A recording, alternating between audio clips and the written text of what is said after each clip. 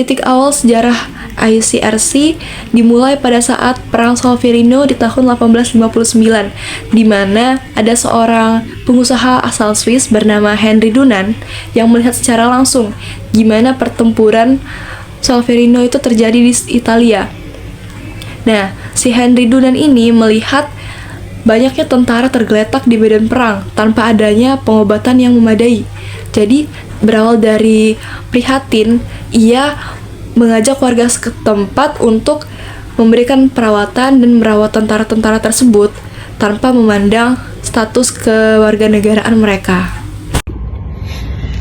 Baik, yang selanjutnya, dikarenakan tergerak oleh penderitaan tersebut, Dunant mengorganisir penduduk setempat untuk merawat para korban dari kedua belah pihak yang bertikai tanpa memandang kebangsaan mereka.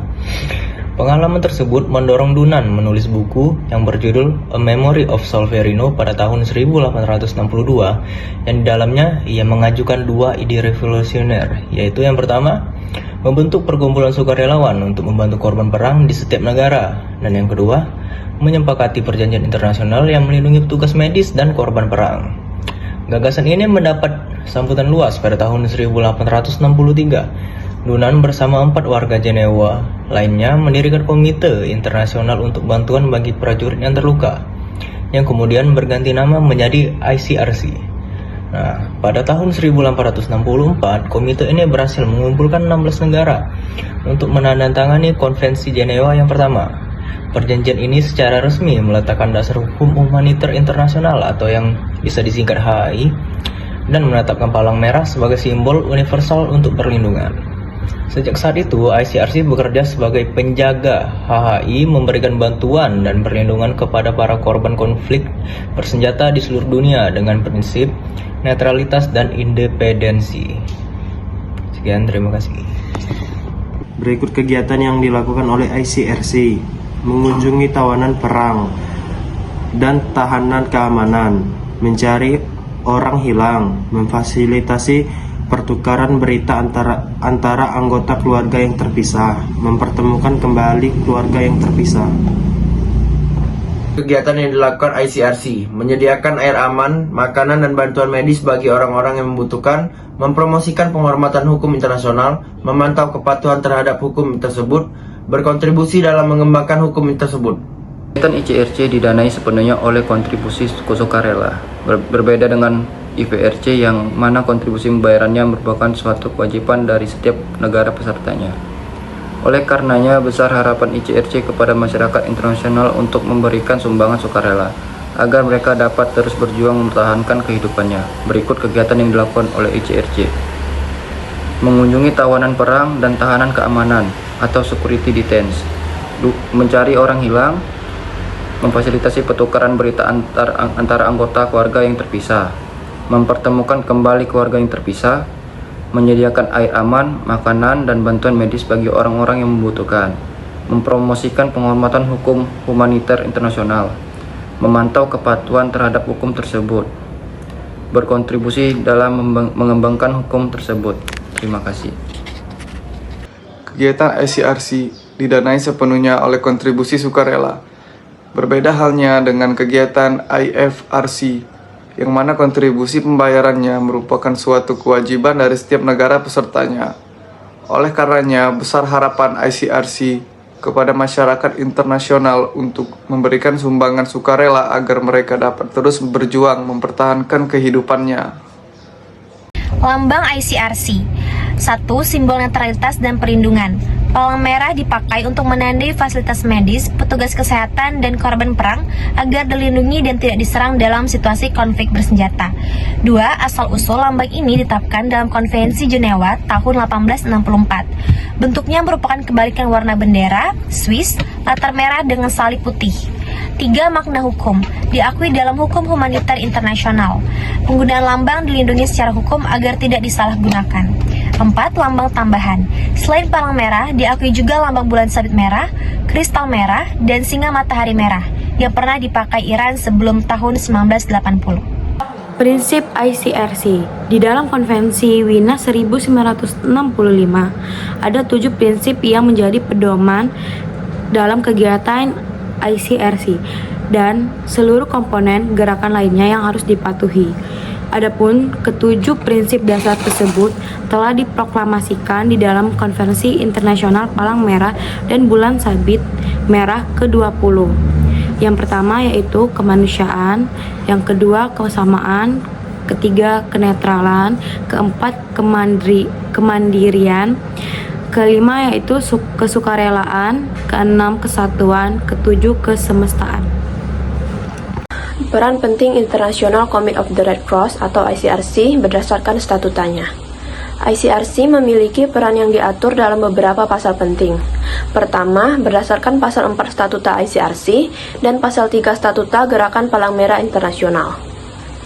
Peran utama ICRC adalah: pertama, mempertahankan dan menyebarkan prinsip-prinsip dasar gerakan seperti kemanusiaan, netralitas, dan ketidakberpihakan. Yang kedua, berperan dalam pengesahan Perhimpunan Nasional baru. Yang ketiga, melaksanakan tugas-tugas yang diamanatkan Konvensi Jenewa dengan penuh tanggung jawab. Terus yang terakhir, memberikan perlindungan dan bantuan kepada korban konflik bersenjata. Berikutnya, fungsi operasional. Dalam aspek operasional, ICRC memiliki fungsi khusus. Yang pertama, menjalankan Central Tracing Agency untuk pencarian orang hilang. Yang selanjutnya, menyiapkan alat-alat kesehatan bekerja dengan Perhimpunan Nasional. Selanjutnya, mempromosikan hukum humaniter internasional, serta melaksanakan konferensi internasional Palang Merah. Yang paling penting, ICRC berperan sebagai neutral intermediary, atau penengah netral dalam konflik bersenjata. Dengan status khusus ini, ICRC berhak mendapatkan perlindungan dari pemerintah saat menjalankan tugasnya. Terima kasih. Baiklah teman-teman sekalian, saya di sini akan menjelaskan kepada kalian struktur dari ICRC. ICRC ini yang beranggotakan 15-25 orang. Yang beranggotakan dari negara Swiss saja. Kenapa negara Swiss saja? Karena negara Swiss itu kenetralannya telah diakui oleh internasional dan juga telah diakui oleh seluruh dunia. Dan juga pemilihannya ini melalui musyawarah gitu. Pemilihan anggotanya itu. Dan juga masyarakat internasional berharap nantinya perhimpunan ini mampu untuk menjadi pihak penengah pada peperangan atau konflik bersenjata. Struktur organisasi ini secara garis besar yaitu ada 3. Yang pertama, yang paling tertinggi adalah Komite ICRC, merupakan bagian tertinggi dalam struktur keorganisasian ICRC. Yang kedua adalah Dewan Pimpinan atau Executive Board, yang tersusun oleh Presiden dan Wakil, Direktur Bagian Umum, Direktur Bagian Operasi, serta Direktur Bagian Prinsip dan Hukum. Yang tiga terakhir adalah Direktorat, terbagi menjadi 3. Pertama, Direktorat Umum, Direktorat Operasi, dan Direktorat Prinsip dan Hukum. Kembali pada teman-teman. Oke, baiklah. Assalamualaikum warahmatullahi wabarakatuh. Sebelumnya perkenalkan, nama saya Prima Udi Camananda.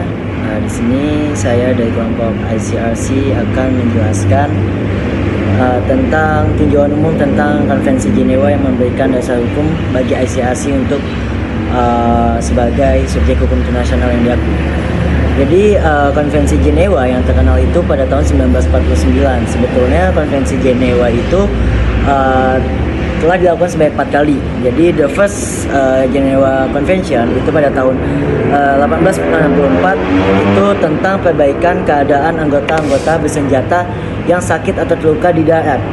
Ini hanya terbatas ruang lingkupnya pada angkatan bersenjata yang terluka atau sakit yang di darat saja. Kemudian dikembangkan pada the second Geneva Convention tahun 1906. Itu yang tadinya hanya di darat itu juga berlaku di laut. Jadi perbaikan bagi anggota bersenjata yang sakit atau terluka yang karam di laut, seperti itu.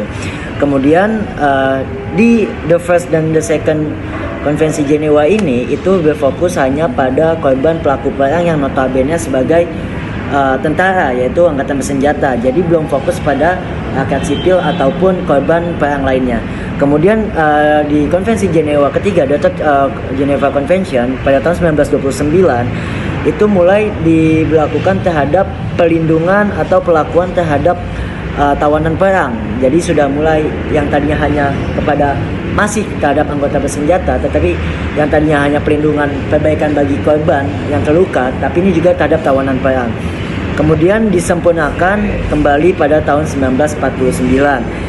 The Fourth Geneva Convention tahun 1949 yang kita kenal itu membahas tentang pelindungan terhadap orang atau warga sipil pada masa perang, seperti itu.